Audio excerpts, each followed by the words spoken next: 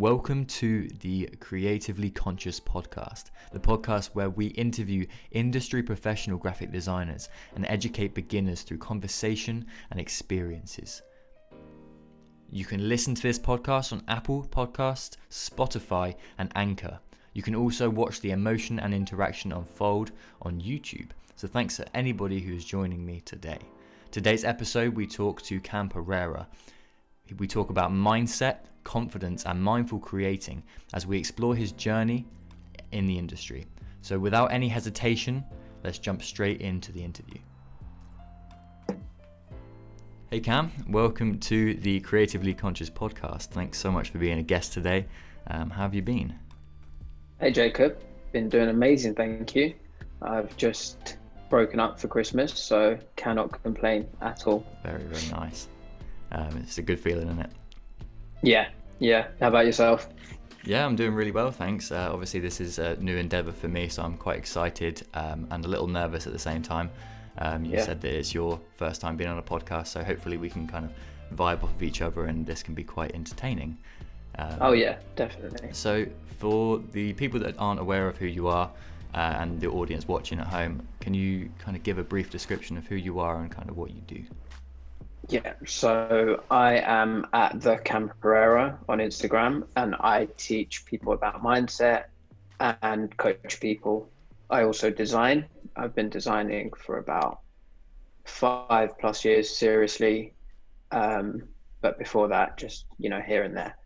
And in 2020 January, I got suspended from my company, and that led me to Instagram to teach people about design at first, and then that slowly transferred into teaching people about mindset. And through that I've talked about getting out of your comfort zone, being comfortable on camera, etc., and that has led me to such opportunities like this where I can be on camera and just not be afraid of it. Yeah, that's amazing. I think so. You started in January, you say, and because I went back through your profile, I was like, right, when did he start? Because I wanted to at least have like an origin date. And you say, it's because you got made redundant at work. I'm very sorry to hear about that. So what was it that kind of sparked your interest in starting an Instagram profile and like marketing yourself almost? How did that get sparked? Okay, so to do that, to tell you that, I need to go back and say that I wasn't actually made redundant. I was suspended from my own company. That was due. Yes. Yeah, that's fine. That was due to basically looking at other options because I just wasn't happy there, and I did that behind people's backs. They found out and then suspended me. The one thing that really stood out to me in that office was I became everyone's coach. Like everyone would come to me for their problems. Even my business partner came to me for his problems. So I was always dealing with people and always kind of coaching people without even realizing that I was doing it. And when I got let go and suspended, I felt like a gap, almost like a gap in my heart. Like, who do I coach now? Who can I teach and who can I help? And that's where Instagram came in. And I was like, I've got all this design knowledge. I've been doing it for about, 5 or 6 years, even more than that, but properly 5 or 6 years. And from that, I haven't actually put this information out properly. So I thought, okay, let me start this Instagram account. I followed quite a few design accounts like Squared Agency and all of them. And I was like, I really like the look of what they're doing and how they're doing it. So I want to try to do my own. But through that, I found my almost niche by not just delivering design tips, but also relating it to the mindset and talking about how people think and getting into people's minds when you're designing. That then led me to the opportunity that I have now, where I can teach people about mindset. And on this journey through all of this happening, I was coaching myself out of a very deep and difficult position because I I literally had everything that I'd worked for go in Yeah. a matter of like seconds. They were just like, you're suspended, and that was it. I didn't know what to do. Um, so I was coaching myself whilst trying to help others as well. And I got to a point where I was just like, okay, so I just need to dedicate myself to learning about the brain and understanding it and understanding all of these different functions. And I don't know, 40% of what there is to know about the brain. I'm still learning, and I love that. Like Yeah. everything that I learn, I teach, because I heard a quote, and it was basically, when you teach something, you learn it twice because you Oh, put your yeah. own spin on it. Mm. Do you know what I mean? So that was the thing for me. And I was just like, okay, I need to keep teaching this. I know that there's an audience there. There are people like dealing with the pandemic, and some people's mindsets might be so like just defeated right now. And I can help them. So I Yeah. was just like, okay, this is what I'm going to do. I'm going to dedicate myself to this. So I've been doing that with my day job as a designer as well. So Yeah, yeah, that's nice. So you found your purpose in thinking, well, at work, I followed a lot of HR and I was responsible for people's happiness at the company. And you felt there was something missing when you got let go. You're like, actually, I didn't realize how much I enjoyed that and how much yeah, that was a part of my day and who I am, I guess. And you thought, you know what, I can actually spread this to a wider audience, not be suppressed by where I am in my environment. I will put it onto the internet and hopefully get it heard around the world. And that's really nice, because you felt internally you're like, I'm kind of missing something now, and I want to go yeah, and research that and explore that. And I found a purpose and an enjoyment and passion for mindset, yeah, which potentially you might not have found had you not been suspended, I guess. yes, Yeah. exactly that. Um, So just kind of going back to that, I was always doing like 6 or 7 day weeks, and the office was about an hour drive away. So I'd literally have to wake up at about 5 o'clock in the morning to get to the gym, come back home, and then drive all the way to work. So I was doing that like yeah. constantly. There was no time for me to actually just sit down and be like, okay, let me understand about the mind, let me teach people. So I had this massive opportunity provided to me. And I think it's why I say this a lot, which is life's always happening for us and not to us, Mm, because we always come from that like victim mindset, and we're like, okay, why does 100%. this always happen to me, etc., etc. But when we look at it like that, all we're going to see is the negative. And when we start to understand that this is happening for us, we see the positive, we see the lesson that's being taught to us in that moment and where it's directing us. So Yeah, that's huge, because it either puts you on the back foot or it puts you on the front foot, and you're thinking, right, this is happening to me, and why is it happening to me, and how can I make good of the situation? Because life's not kind of just beating you down all the time. It's opening doors that you might not have known that were actually open to you. You might have seen it as yeah, a negative, whereas like you've spun your mindset and you thought, you know what, this being let go, being suspended is actually not a bad thing, and I know that because I am aware and conscious of my own mindset that I'm putting into this situation, and that's really amazing, because that can be taken into a lot of the things that we do in our lives, and it can be related to designers a lot. So how would you say that mindset has kind of influenced and shaped you as a designer? so that And that is a great has it been a question. catalyst of your skill set, I guess, potentially? Yes, 100%. I Before, I'd always kind of like, we do discovery sessions where we kind of understand, we do user personas and understand the user, um, but that would take us actually sitting down as a team and going through all of these different things with a whiteboard, which I don't have anymore. So Mm, it was just like, okay, now I need to kind of be thinking like that whilst I'm designing. So I was putting myself in the mind of all the consumers, like of the products that I've been creating with my clients. for example, we've been working on a peanut butter, so a natural peanut butter, but Mm. like everything, and it's called Nutty Nutley, and I every like that. single piece of Yeah. like every single piece of like the social media and the graphics that come through it, even the packaging on it, like it's all designed with a very fun and kind of like quirky kind of way. Yeah. And that was only a result of me thinking, okay, so now I'm going to think like the average consumer who's going to be in Sainsbury's or who's going to be in Tesco, and they're looking on the aisle and they see this thing and they want to pick it up. Like that's the kind of Mm. mindset that I It's have now. developed empathy for Yeah, your end yeah, user.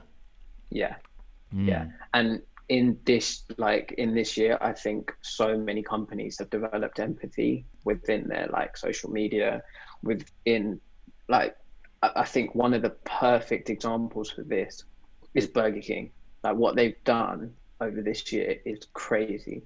Have you seen the last post that they put up where they now advertising takeaways? No, I haven't seen it actually. So I'll be honest. they put a post up and they were like, you know, it's not about us anymore. It's now about you guys. So anyone who's got a takeaway or whatever and it's still open, message us and we'll push you on our Instagram. So all of the Oh, okay. recent posts that Yeah. they've done are actually all of pictures of people who are takeaways. Oh, lovely. Yeah, that's amazing. Yeah, yeah.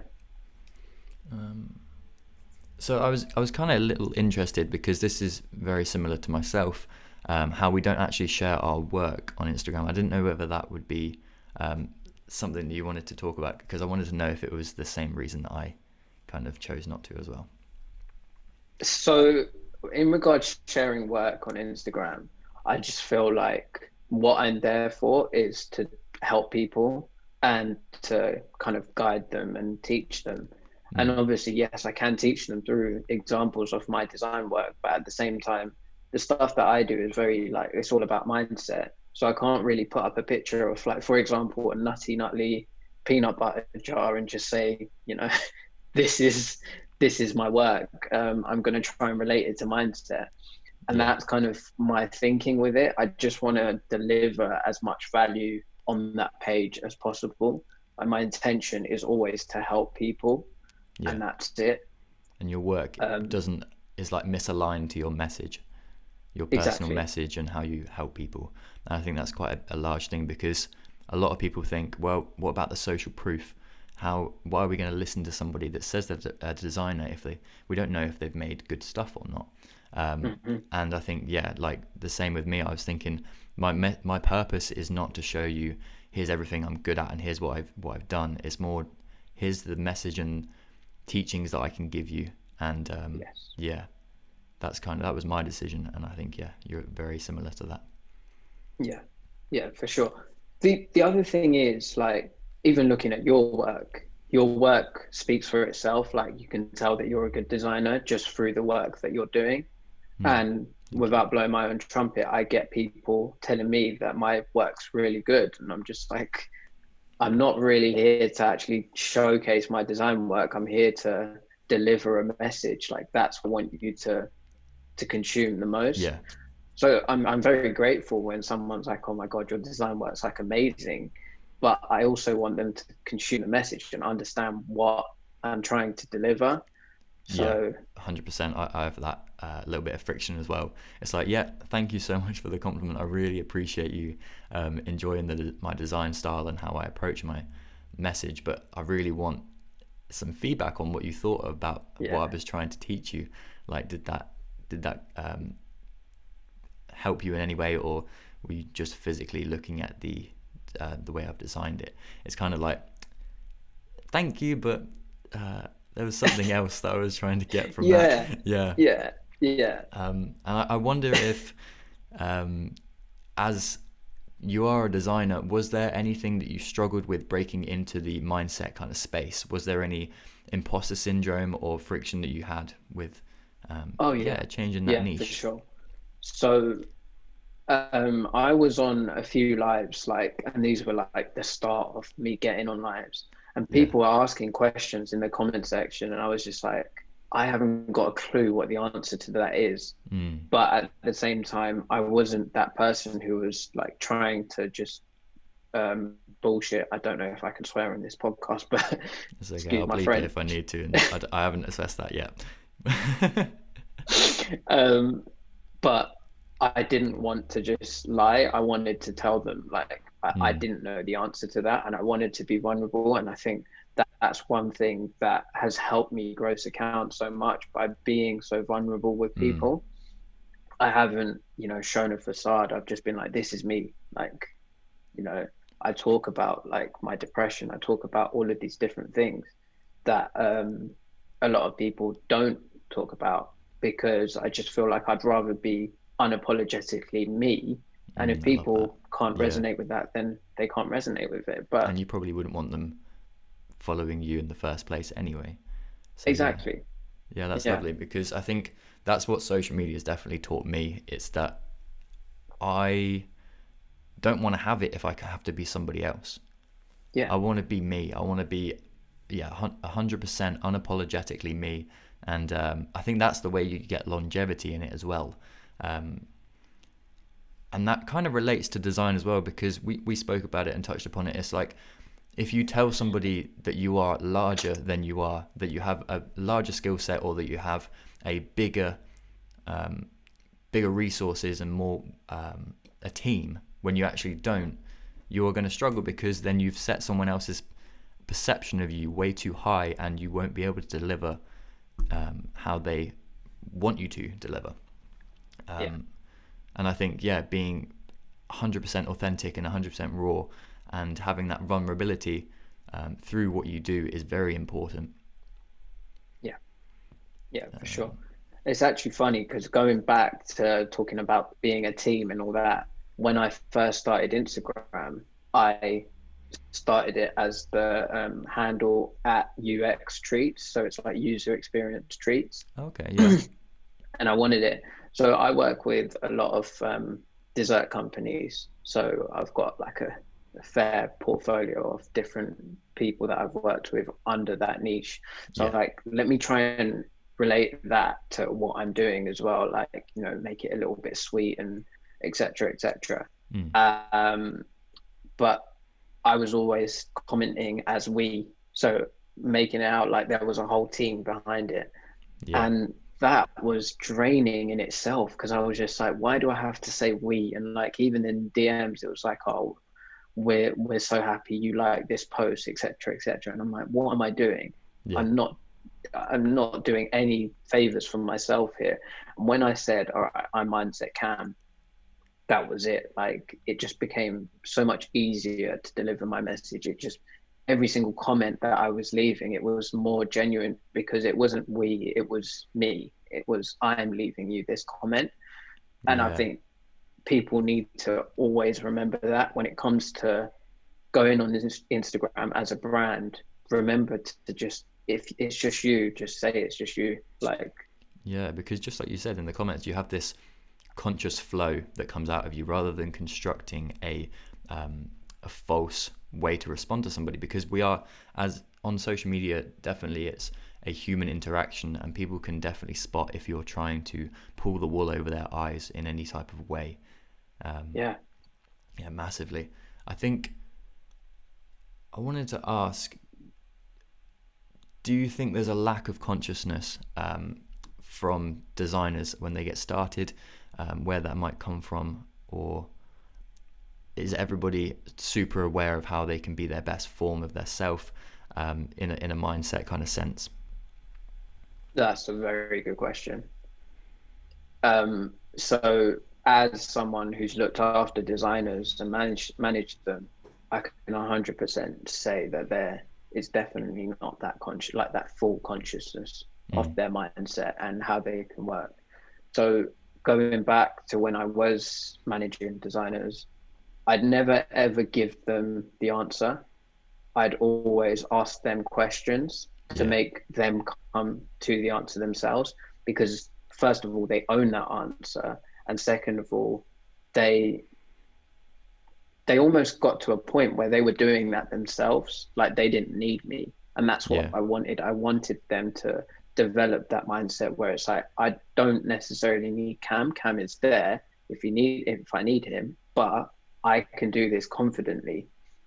And I've I've left that place, but I still talk to some people there. And the designer that I worked with very closely, he's absolutely killing it.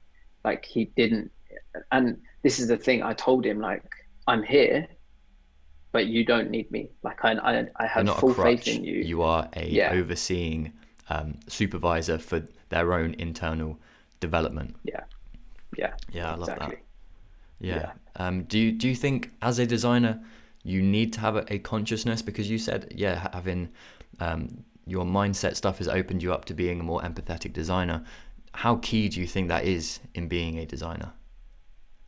I think it's so key.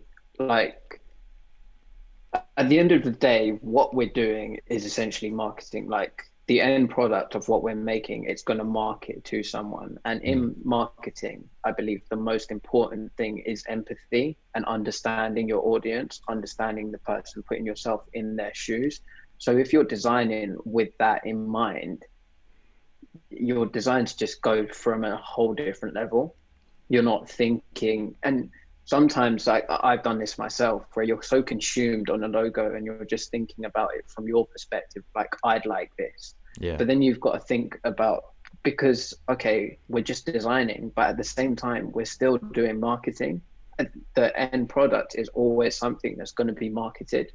Yeah. And we need to keep that at the forefront of our mind. And that's why I believe that empathy as a designer is so important. I love that. That's really nice, because you can just chuck things together, chuck elements together and Yeah. think, oh, this is really working, when if you actually think about the end consumer and the target audience, it's not working. We get so caught up in what's on our screen rather than thinking, how does this work in a real life sense? It's very, very, very important. And I would say you're definitely a conscious creative, if we relate it back to this podcast, and that's why I wanted to have you on. It's so important. So I wanted to know if you had any, what's your best advice that you'd been given, if you were when you were training or as you've gone through and developed over time. That's a very good question. What's the best advice I've been given? I think it's just to just enjoy what you do. Don't get so consumed by this and that, and like when we're in that mode of creative block and all of that, like just enjoy what you do, because we're we're all on, like, the vocation, as they say, where we're doing what we love. Yeah. And it's very hard, it's very easy to kind of switch out from that and just be like, I actually hate what I'm doing. And it's just like, but you don't. It's just you're so consumed by that job. Yeah. And one thing that I definitely learned over the years is just to be able to take that break, because when you're in front of a computer all day, it will get to you. It will get to you massively, like for your mental health. And that's why just enjoy it and remember to take those breaks. Yeah, I think that's huge as well, because I've found designers are like the most proactive. I mean, I might be quite biased here, but we work solidly all the time, and we don't see, there's no like shut off. It's because I could be going to work 9 to 5 and then I get home and I'm doing 5 hours work again before I go to bed. And it's because it's so easy and so accessible to just open the computer and just do some stuff. And because we work at a desk, it's like, you can eat while you're doing it and all that kind of stuff. But if you actually take a step back and think, you know what, I'm gonna time block this out a little bit. I'm gonna say I'm gonna do work until this point, and then I'm gonna have a relaxation period. I might come back to it, but even if I don't, I'm satisfied, because we can overload ourselves a huge amount. It's definitely bad for our mental health, exactly like you said. Yeah, for sure. Like, even just thinking about going on holiday. Like you look at the menus when you're on holiday and you're like consuming it and you're saying like, I could definitely design this Yeah. better. And our minds are always constantly running. They have those like memes where it's like a hamburger and then there's a burger menu thing, like what designers see and what other people see, and Yeah. all of these different things like color wheels and all that. And people just don't see that, but that's what we see when we look at the color red. Like we see a whole color palette, Mm. whereas people just see the color red and just go, okay, that's it. Whereas Yeah. we go deeper into it, and I think that's what I love about design. Like you have to tap into your subconscious mind when you're designing. You're thinking a lot deeper below the level. You're not just being like, okay, this goes here and this goes here. You're thinking, okay, this goes here, but this goes here for a reason. Yeah, and I love that. And I wanted to highlight exactly the reason why you're doing things is so important, because Yeah. you often, yeah, you just get into like maybe like a automatic, and we get into that flow state as a creator, and you have to kind of, yeah, pull yourself back from it a little bit and think, why am I doing this? Why am I positioning this here? How is someone going to interact with this? What are, exactly like you said, the colors conveying? What is the typeface saying about what I'm communicating?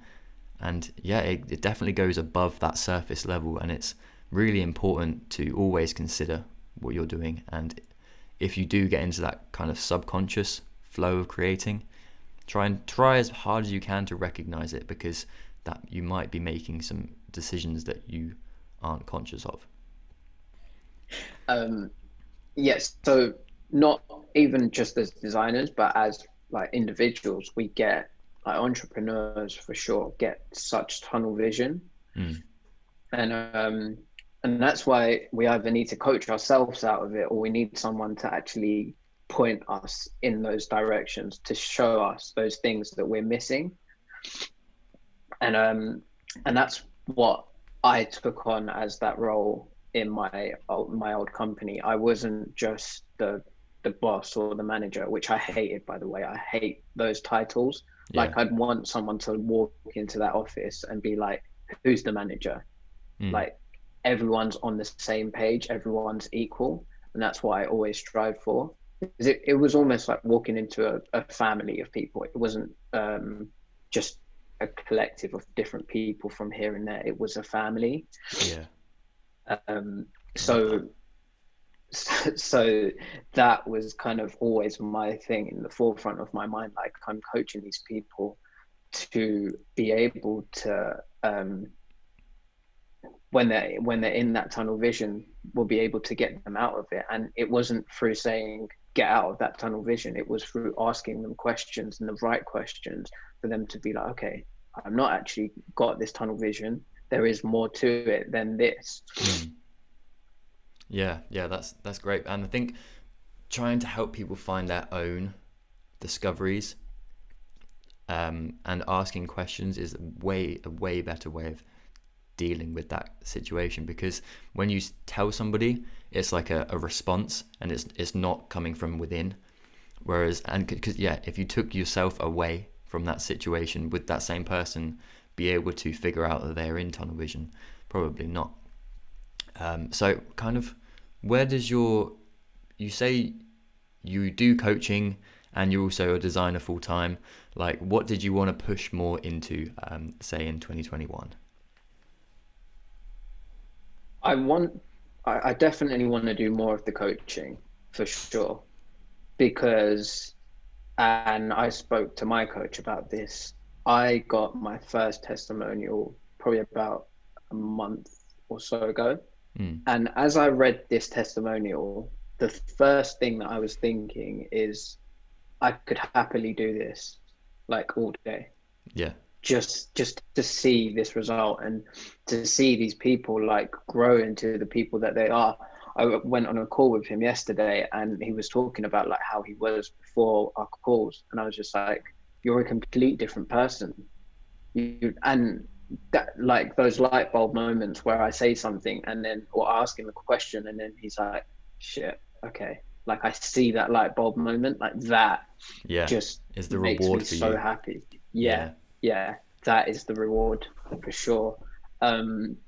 So like design, I've definitely, with the projects that I've been doing, I've been getting a lot more traction, a lot more people, coming to me. But it's going to get to a point where I'm going to be like, I can't take on your work because it's just not viable for me. I'd rather be able to coach someone than to do your work. And that blows my mind, because there was a time where I loved, like, don't get me wrong, I still love design, but I wouldn't want to ever stop it. And to have that feeling when I got that testimonial, I was like, this all happened for, like, every single thing this year has happened for a reason. And it's leading me to this next part of my life. So I definitely want to be pushing coaching a lot more. But at the same time, I don't want to take on so many coaching clients that I can't deal with that and be able to deliver the best results for them. Yeah. So the design would just kind of mix in with that. Obviously, not maybe bringing the hours not from 9 to 5, but like 9 to 3 or something, so I can still focus on the coaching. Yeah, I think that's very evident. I can see your passion for it, and I can see that that's something that you've probably quite recently found, because it's still quite fresh on you. You can see, but yeah, I think noticing things that actually bring you enjoyment, it doesn't happen often enough. People are so ingrained in that kind of hamster wheel of like, right, get up, go to work, when I get home, got to feed the kids, put them to bed, all that kind of stuff. They don't get the time to sit and really think and consider what they're actually enjoying and part of their day, because making money is such a massive thing. Money makes the world go round, and people think, well, if the money's coming from there, that's what I need to continue doing. But happiness is probably the biggest driver. And I think, just like you, when I was at university, I thought, right, I'm going to be a designer for the rest of my life. I want to own my own company. I want to do all the management side of things, be a creative director, everything like that.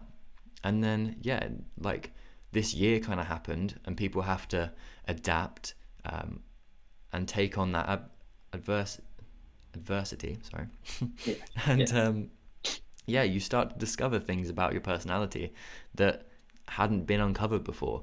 And it's really amazing, because I don't think I would have ever started this podcast. I wouldn't have started my Instagram and all that kind of stuff. And now I'm thinking, well, this is the first episode. I don't know where this is going, but I'm having so much fun with it.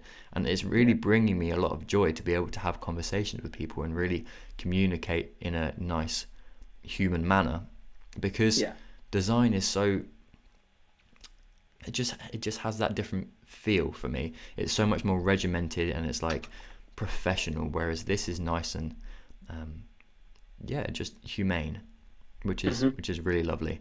But I would definitely stress this so much to people. It's like, don't think that you're just in this one box, because you can bring in other things, and you're a huge example of that. It's like, even if you think, oh, maybe I'm not good enough or I haven't got the skill set to do it, if it's something that you want to do, take it on. Take your hours down in the thing that you are currently doing that's not bringing you that as much joy, and just see if you can balance it and still maintain a healthy living situation as well within your income. I don't know if you want to speak on that anymore. I mean, that is a great point. Like, the fact that we need to analyze our mental health, and we need to understand, like, if we're feeling burnt out, we need to stop. Like, I know a lot of people that feel burnt out, and then they keep carrying on. They're like, oh no, I'm right at the end. It's like, your body's telling you to stop. Like, listen to it. And so many people don't listen to their bodies, and that's where they get to that point where it's like past burnout, and then it's not like a day of sleep to get away from past burnout. You're going to take about 2 or 3 days to get back to normal. So really and truly, you're shooting yourself in the foot by carrying on. And I think that's what we need to do. We need to listen to our bodies a lot more. But talking about, where you were saying about people just coming back from their 9 to 5s and then just not really understanding what good happened in that day. I think a great exercise for that is journaling.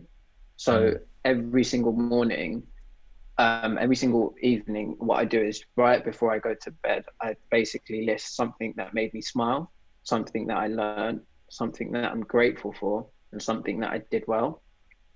And that kind of Yeah. concludes the whole day. Oh, I love So that. I'd highly recommend that to your listeners for sure. Yeah, because a lot of people think journaling is like having a diary that's pages and pages every Yes. single day, Yeah.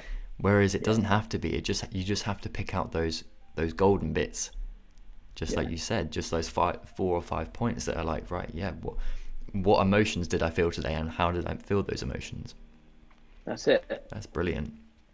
Thanks so much to everyone that's made it this far in the show. It was seriously amazing to chat to Cam about his experience within design and get an insight into how crucial mindset was to his development as a designer. I hope you all found something educational to take from today's episode.